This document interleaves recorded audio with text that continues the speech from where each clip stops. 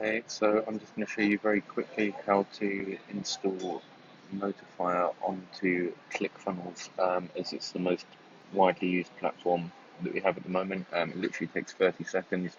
Here I am in my Clickfunnels dashboard, and we just go into the settings tab and change the head tracking codes. You can install as many different pixels as you want in here. We install Notifia within the header.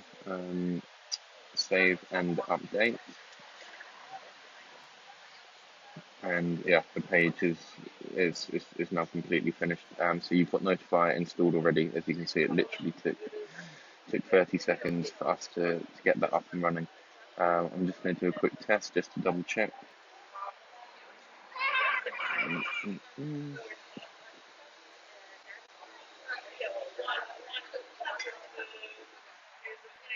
And as you can see, we've sent some data through from ClickFunnels, last tracked 11 seconds ago. So yeah, it's working perfectly.